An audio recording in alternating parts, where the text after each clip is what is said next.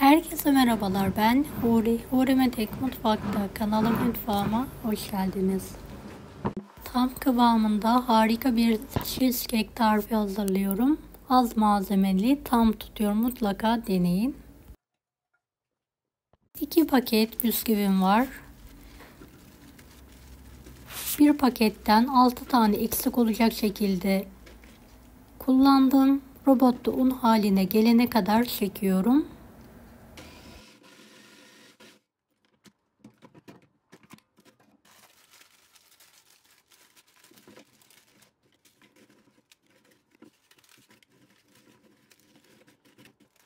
Diğer paketi de üzerine ekledim. Çekmeye devam ediyorum.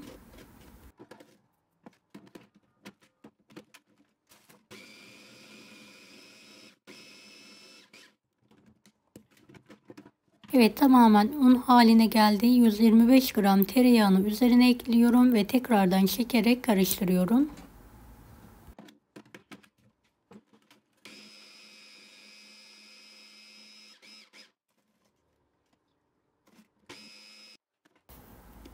Evet, şu an tam kıvamında.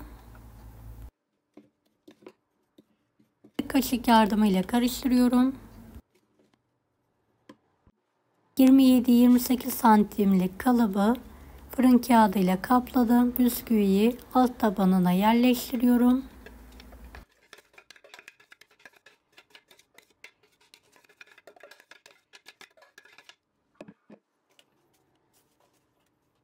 Olarak bir kaşık yardımıyla düzeltiyorum. Daha sonra bir bardak yardımıyla sıkı sıkı bastırıyorum.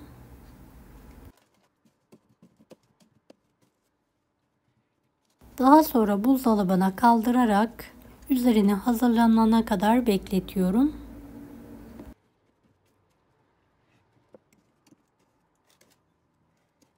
Beni hangi ülkeden veya şehirden izliyorsunuz merak ediyorum. Yoruma yazarsanız sevinirim.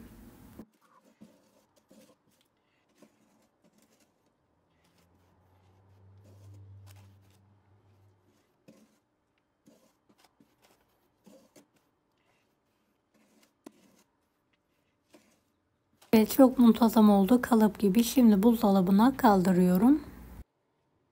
Hamur yoğurma makinamın haznesine buzdolabından daha önceden çıkardığım 400 gram labne peynirini alıyorum.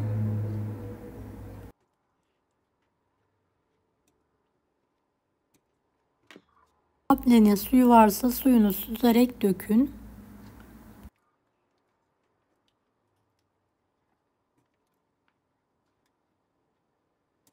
Bir su bardağından 2 parmak eksik toz şeker ekleyerek karıştırmaya başlayalım. 200 gram sıvı krema ekliyorum ve karıştırıyorum.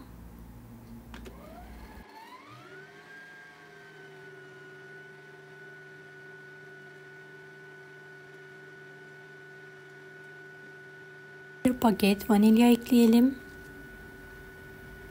3 adet yumurtayı teker teker ekleyerek yavaşça karıştırmaya devam edelim.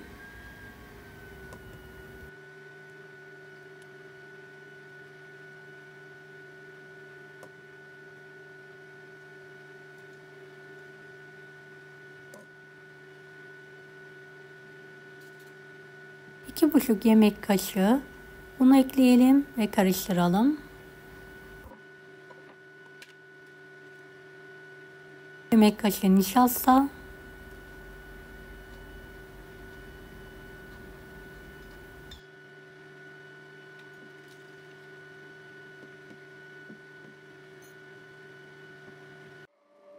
evet, karıştırma işlemini bitirdim. Bir spatula yardımıyla tekrardan elimle karıştırarak kenarlarını topluyorum.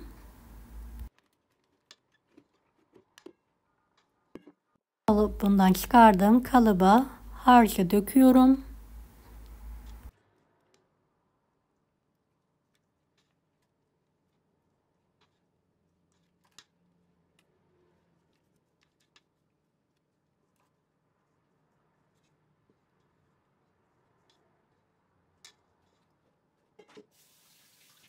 Tezgahı 3-4 sefer vuralım. 170 dereceli fanlı fırında 40 dakika pişirelim. Evet, fırında soğuttum. Cheesecake'i kendi halinde soğumaya bırakıyorum. Üzeri için 200 gram sıvı kremayı uygun bir tavaya alarak ısıtmaya bırakıyorum.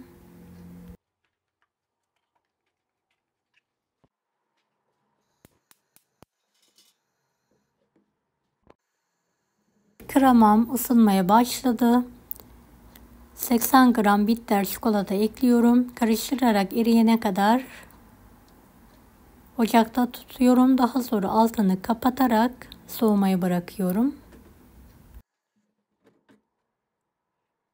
Tamamen eridi, altını kapatarak soğutalım. Bir gün buzdolabın alt kısmında dinlendirdiğim pastamı kalıptan çıkartıyorum.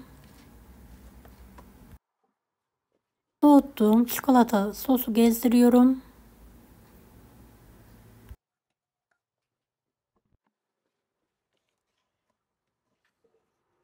Tekrardan buzdolabına kaldırarak dinlenmesi için bekliyorum.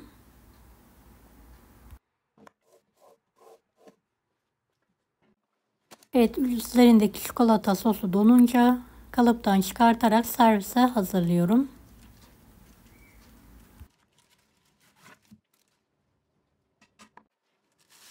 Kağıtları da çıkartıyorum.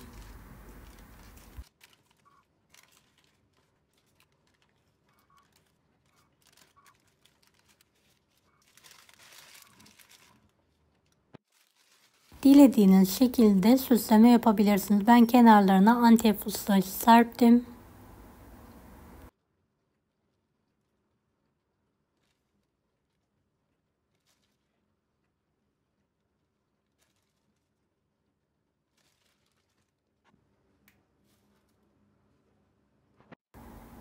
Elimde olan meyvelerle de bir kenarına süsleme yapıyorum.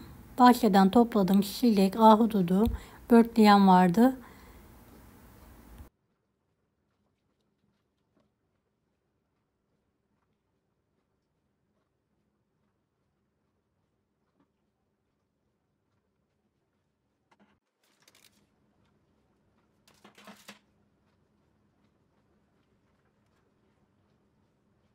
Bayramdan kalan çikolatalarla da süslememe devam ediyorum.